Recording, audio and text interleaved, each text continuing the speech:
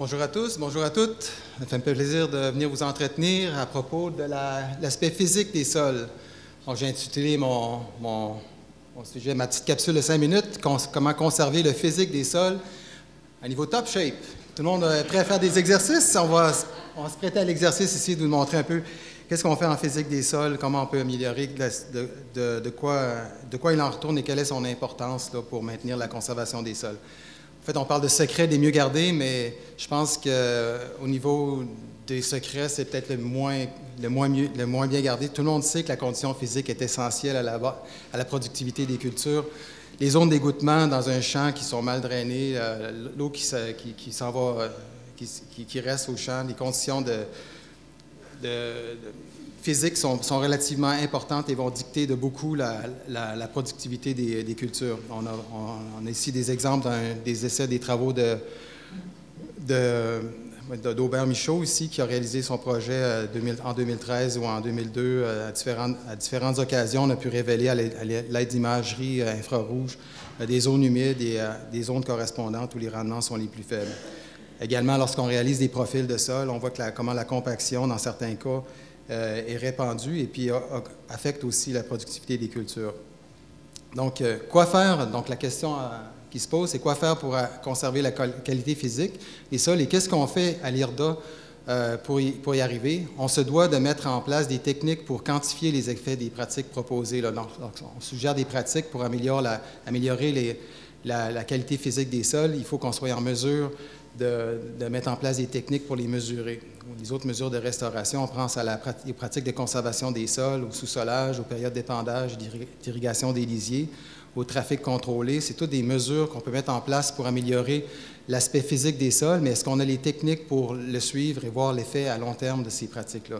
Donc, on a développé à l'IRDA une certaine expertise à ce niveau-là, soit au niveau à l'échelle des profils et des transects de sol pour mesurer les aspects physiques des sols ou à l'échelle de la parcelle au bassin versant. Donc, dans les travaux d'Aubert, mon collaborateur, on va vous en glisser quelques exemples. Donc, des outils pour qualifier les profils culturaux. On a des essais en cours en ce moment sur le sous-solage à différentes échelles, soit chez les producteurs ou en parcelle expérimentale. Ici, on a un essai chez un producteur où on a vu des effets très concluants du fait qu'il ait passé sa sous-soleuse en perpendiculaire au drain dans un sol très peu perméable, d'une argile de type Kamouraska. Donc, on voyait dès la première année une augmentation assez importante des rendements en céréales là, dans ces parcelles sous-solées par rapport à ces parcelles témoins ici qui sont restées plus ou moins en trèfle là, sous intercalaire. Là. Donc, il y avait peu de rendement. Donc, on le voit ici aussi à ce niveau-là. Mais on a voulu qualifier ces effets-là au niveau de la productivité. On voulait regarder au niveau des transects de propriété de sol. On a mesuré avec un pénétromètre là, des transects de sol dans des parcelles non sous-solées et sous-solées pour voir un peu l'effet de ces propriétés là, au niveau de la compaction, au niveau de la résistance à la pénétration d'un pénétromètre. On a pu observer des couches relativement importantes de compaction juste sous la surface de sol. La surface de sol régulièrement travaillée, donc de 20 à 40 cm, des couches compactes, une couche peut-être plus tendre en dessous, et encore là, une couche peut-être plus dure en profondeur. Donc ici, on voit la zone où se passe le drain. Donc, les effets de drainage, les effets d'avoir posé des drains à l'époque, ça a eu un impact important sur l'amélioration des profils, mais on a encore là, depuis ce temps-là, peut-être eu un impact important sur la compaction. On voit ici l'effet du sous-solage où on a peut-être réduit un peu la compaction à certains endroits. Mais comment ça se répercute en termes de teneur en air ou de propriété de sol physique, en termes de capacité d'eau? On a pris en même temps des mesures de masse volumique, mais à une échelle beaucoup plus réduite. Lorsqu'on combine ces informations-là et à l'aide de géostatistiques et d'analyse compositionnelle, on peut dériver des profils de capacité d'air dans le sol, donc un indice qui est peut-être beaucoup plus important là, pour la productivité des sols. Lorsqu'on sait que la teneur en air est très critique pour la productivité, là, on voit qu'en surface, on a juste de l'air. Dans ces sols-là, on a de l'air seulement en surface, là, de 0 à 10 cm ou 20 cm, on a une teneur en air plus importante, alors qu'en profondeur, c'est relativement très faible comme teneur en air. Si on parle à peu près inférieur à 5 % d'air en profondeur. Mais entre deux techniques, on a pu ici jauger de l'efficacité d'une pratique. on a passé d'une capacité d'air de 9,7 à 10,7 de 0 à 30 cm. Une légère augmentation d'1 %, mais qui peut être relativement critique là, pour la productivité des cultures. Donc ici, on a un autre exemple de travaux qu'on mène du côté d'Aubert. Aubert-Michaud, ça fait plusieurs années qu'il utilise des moyens de télédétection en support à l'aménagement à la Régie des champs pour dériver des images, des modèles numériques de terrain ainsi que des indices de teneur en eau, d'humidité des sols, pour, à quelque part, dresser un peu des interventions en fonction de l'égouttement des sols. Donc, dans les champs, les choses ne sont jamais très régulières. Donc, on a besoin d'outils pour mieux aiguiller nos interventions à l'échelle du parcellaire pour réduire l'impact et puis améliorer la productivité des cultures.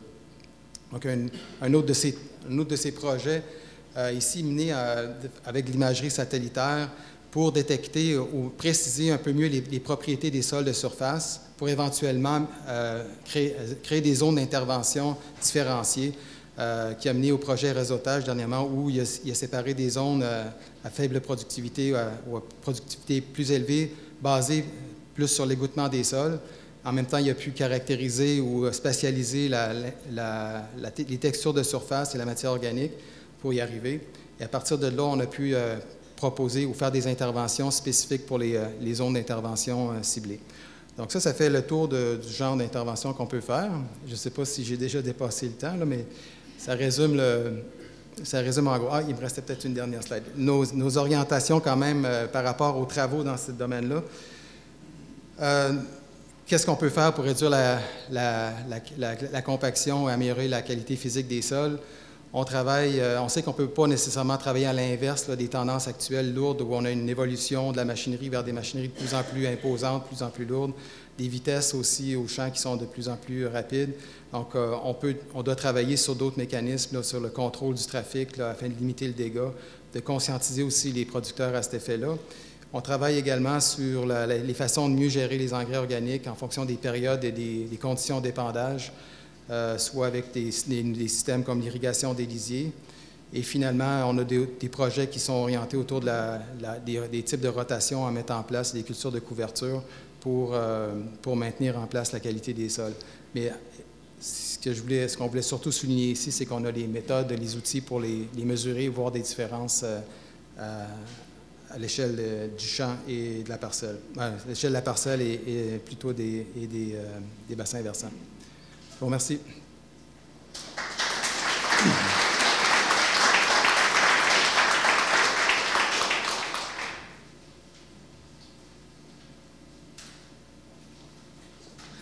Alors, bonjour. Je dirige donc le laboratoire d'écologie microbienne à l'IRDA à Québec.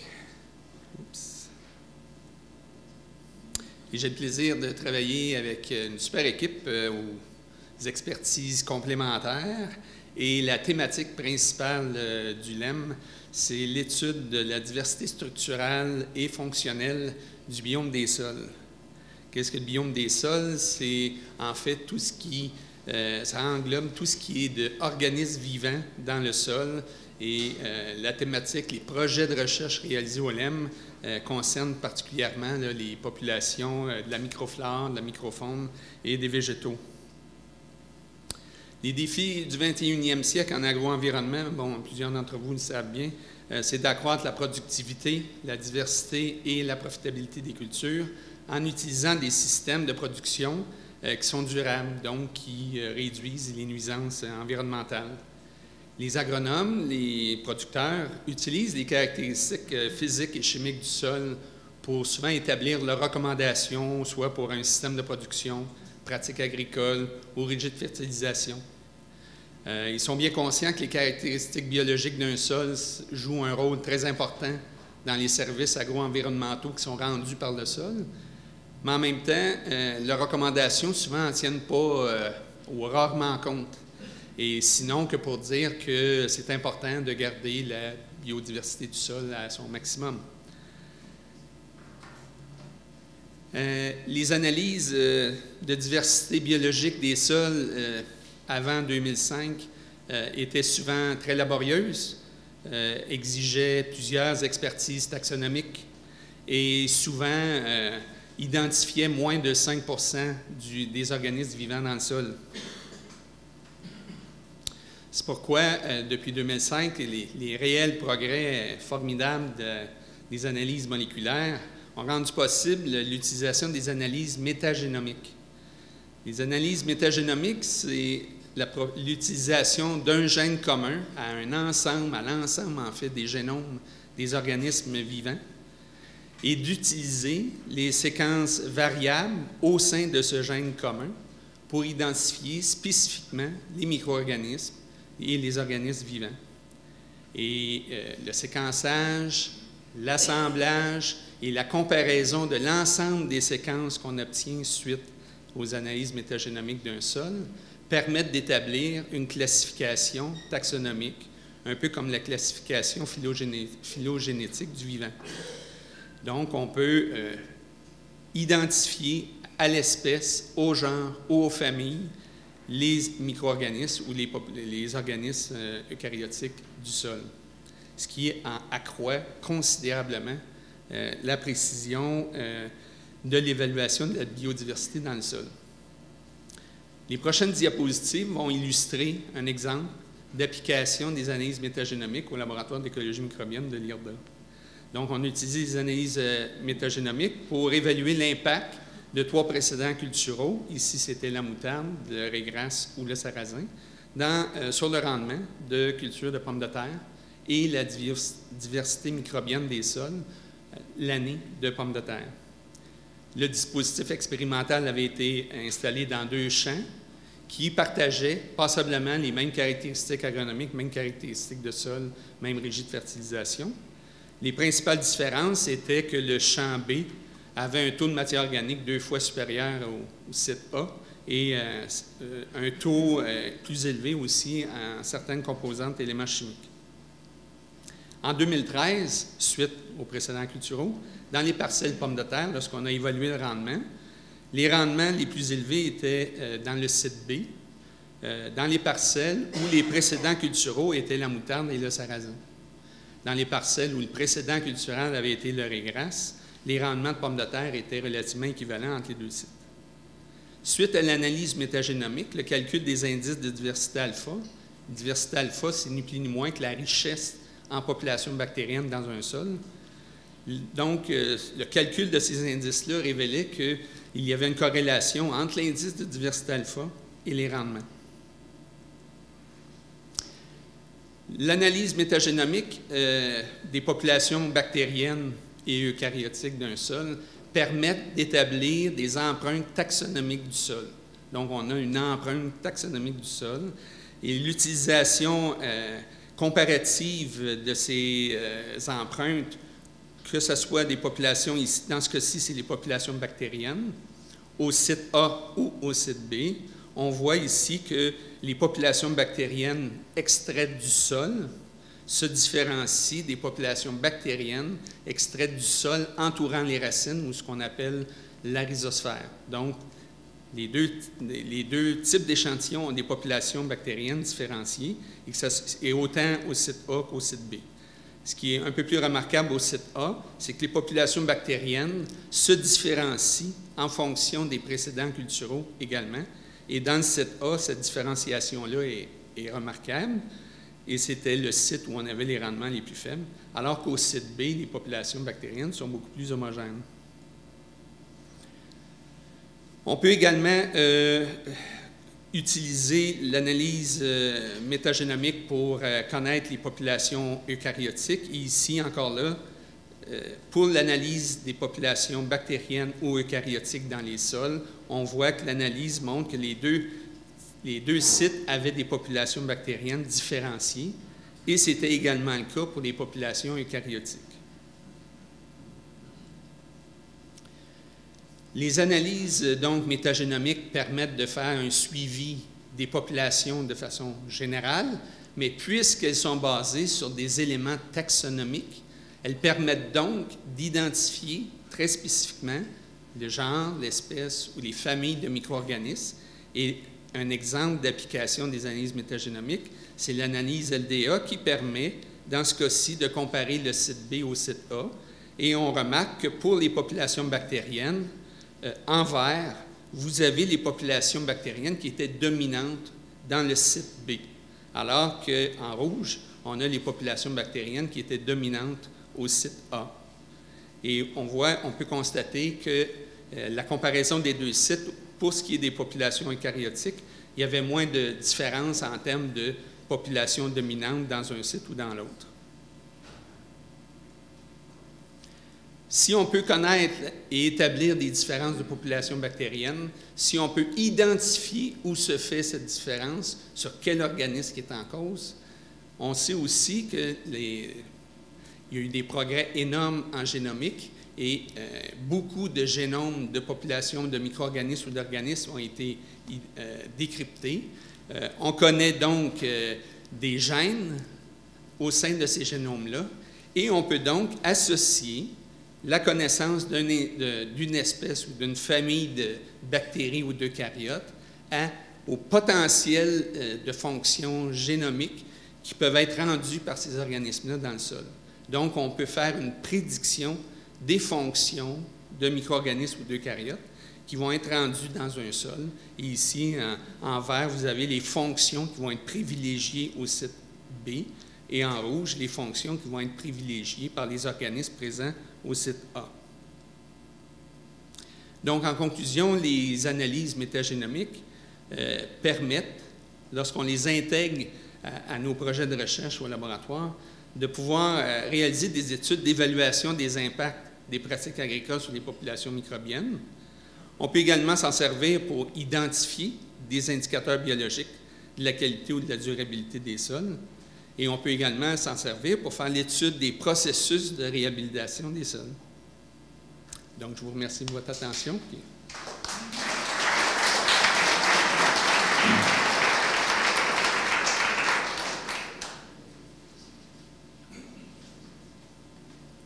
Bonjour.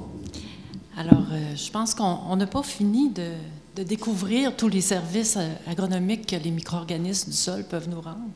Et puis, avec des outils comme ceux que Richard a présentés, les connaissances progressent très rapidement.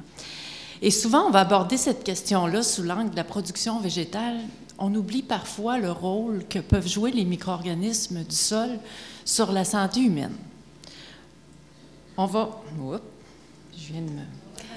retourner dans les années 50, où on était en pleine effervescence dans la découverte des antibiotiques. Plusieurs de ces antibiotiques-là, à cette époque, ont été trouvés à partir de micro-organismes qui avaient été isolés du sol. Donc, le sol nous rend de grands services aussi en santé humaine. Encore aujourd'hui, on utilise la streptomycine qui avait été isolée de streptomycèse, un micro-organisme du sol. J'ai toujours au cours des dernières années, à l'IRDA, on a beaucoup travaillé sur les micro-organismes que le sol peut héberger, mais qui peuvent aussi avoir un effet négatif sur la santé humaine, suite à des épandages de fumier, par exemple, ou d'eau d'irrigation qui pourraient contenir des bactéries fécales.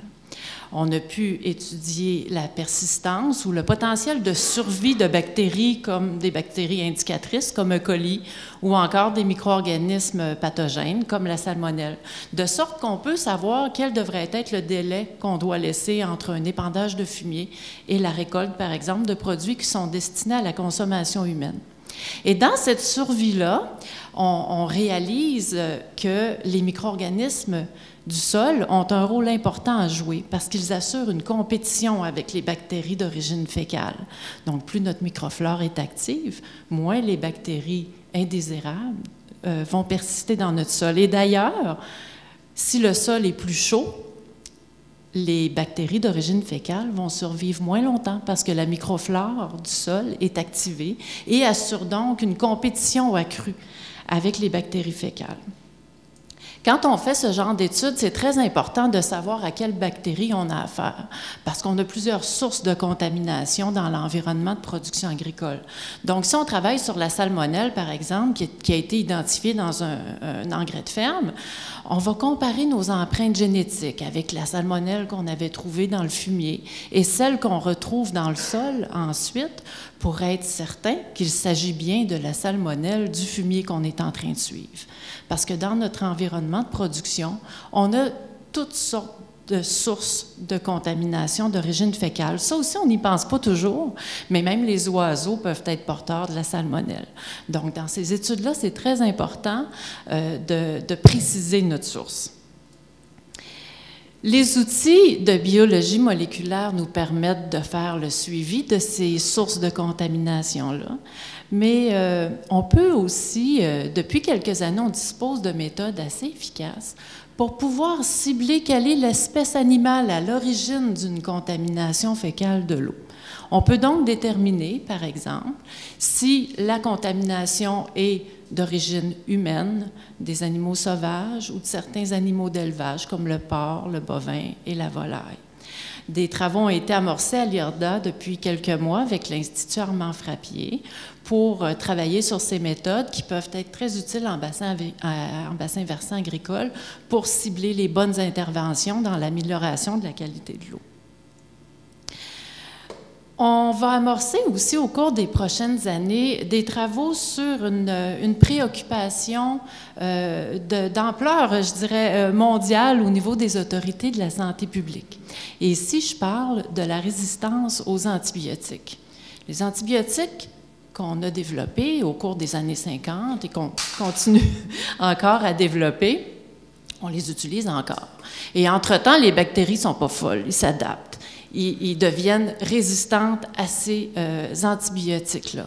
Ce qui fait en sorte que, par la suite, quand on applique un traitement antibiotique en médecine humaine ou en médecine animale, l'antibiotique peut être inefficace.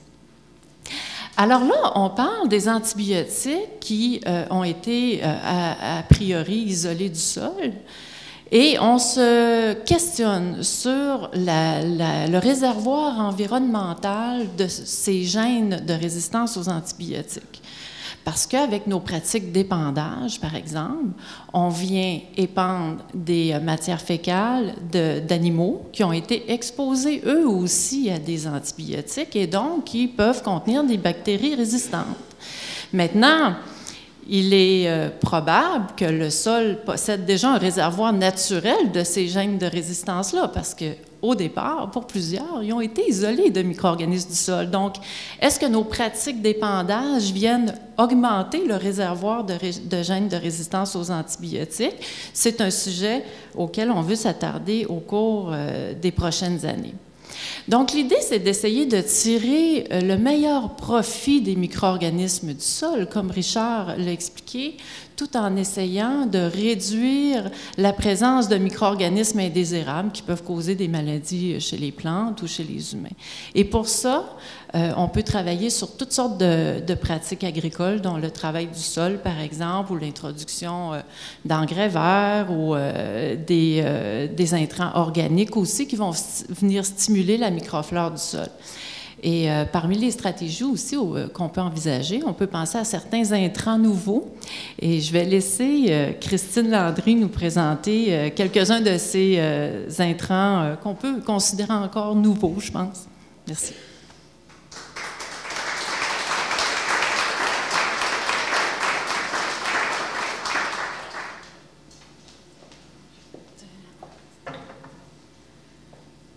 Donc, bonjour à tous. J'ai le plaisir de clore cette série de capsules matinales. Donc, oui, à l'IRDA, en fait, avec mon équipe, on travaille sur la valorisation des biomasses en lien avec la fertilité des sols. Je ne suis pas si grande, hein?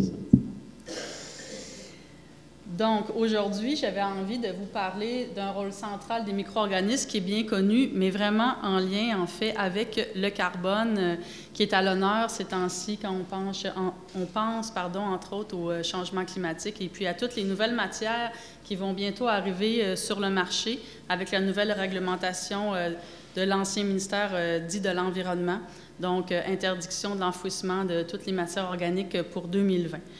Mais d'une certaine façon, ce serait une bonne chose qu'on réussisse à valoriser notre carbone parce que nos champs sont un peu à l'image d'un véhicule. En fait, nos champs agricoles, c'est le véhicule qui nous mène jusqu'à nos rendements espérés. Et puis, je vous dirais que dans ces champs, le sol serait le moteur et les micro-organismes sont le carburateur. Et puis, comme tout véhicule, si on ne met pas du carburant et du carburant de qualité, malheureusement, on n'ira pas très loin, même si on est confortablement assis dans une Mercedes. Et tous les carburants ne se valent pas. Donc, les seules façons d'amener du carbone dans nos champs, il y a les résidus de culture, mais c'est surtout les apports d'amendements organiques qu'on va effectuer.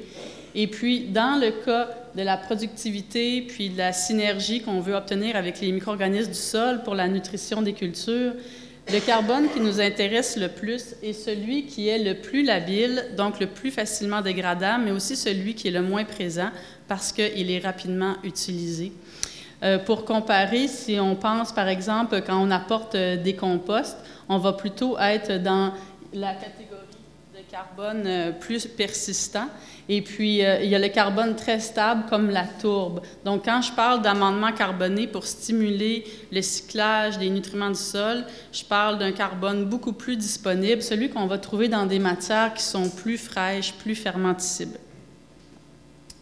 Donc, c'est important parce que le carbone dit labile, c'est la source primordiale d'énergie des micro-organismes du sol. Sans cette énergie, les micro-organismes ne sont pas capables de jouer leur rôle dans le cyclage des nutriments.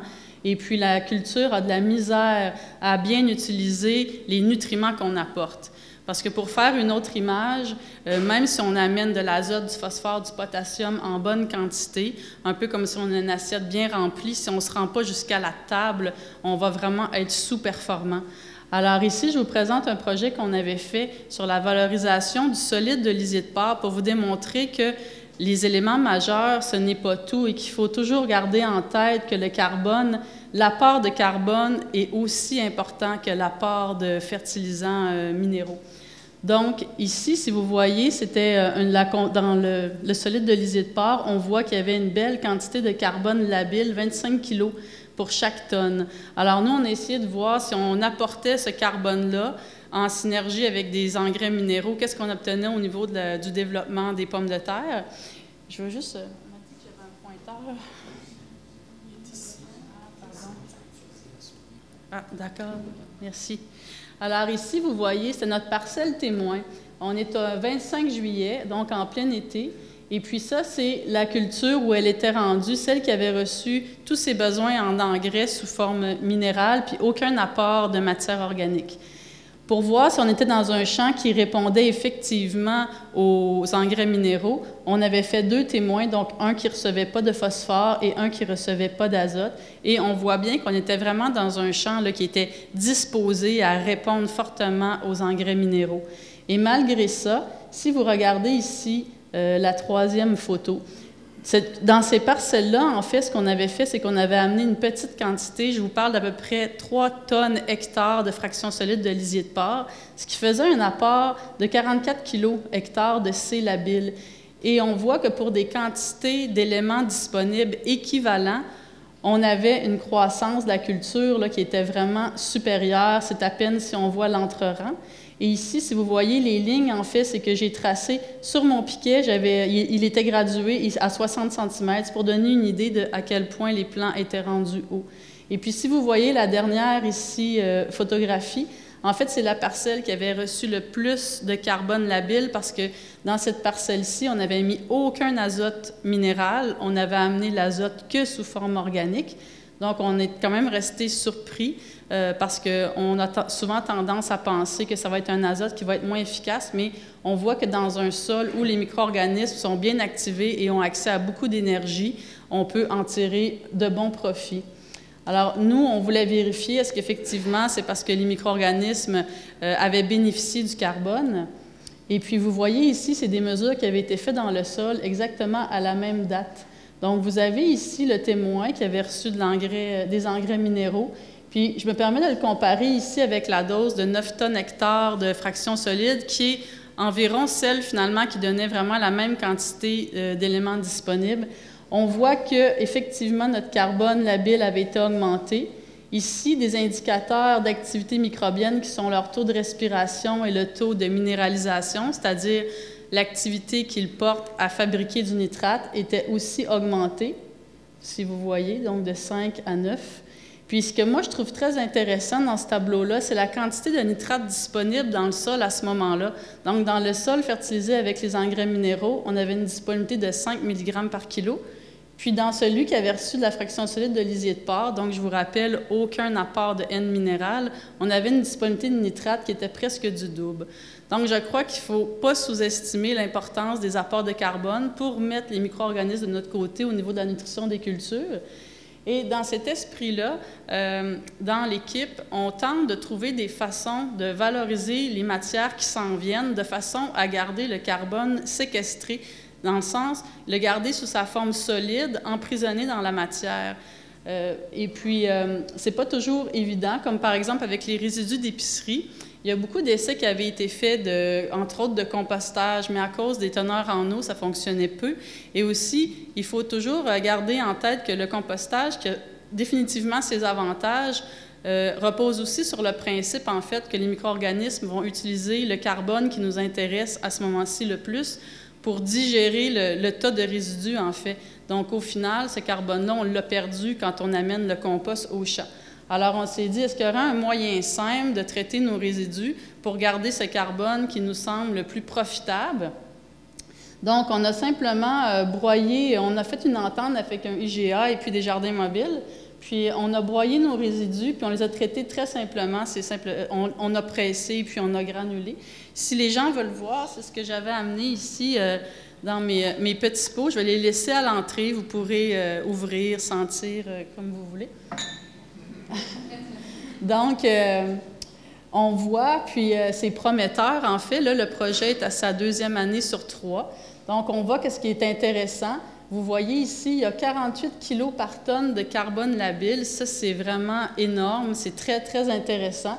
C'est un peu normal que ça soit plus élevé qu'un fumier ou un lisier parce que c'est de la matière qui n'a jamais été digérée. Et puis, au niveau des formulations, ça nous est apparu vraiment très intéressant, les granules qu'on a obtenus. Évidemment, je reste prudente parce qu'on n'a pas fait l'année au champ encore. Ça va être l'été prochain qu'on va aller tester les granules en grande culture. Mais pour l'instant, ça semble prometteur, puis ça pique notre curiosité. En tout cas, on a hâte d'aller tester ça parce que la formulation, selon l'analyse en laboratoire, si on regarde le dosage des éléments, les ratios des formes labiles, puis plus résistantes, ça donnerait un engrais 11-4-14. Alors ici, je vous le compare avec l'Actisol qui est bien connu et puis le Mike. Donc, moi, je pense qu'il y a assez de potentiel pour mettre l'énergie là, à se rendre jusqu'au champ avec ça pour voir qu'est-ce que ça va donner. Et puis, une chose aussi qui m'est apparue intéressante, c'est que contrairement aux fumures, lisier, fumier, bien, on voit que la formulation ressemble aux besoins des plantes puisque ce sont des plantes non digérées. Donc, moins de P et de bonne quantité de N et de K2O. Donc, ça pourrait même être un avantage dans des sols où le P est très présent. Et puis, si jamais c'est un engrais qui pouvait être certifié, bien peut-être que ça pourrait être une source d'azote intéressante là, dans le cadre de la culture bio. On sait que les engrais azotés en bio, c'est le nerf de la guerre. C'est difficile à trouver. Alors, voilà où on en est rendu. Puis, je vous remercie pour votre attention.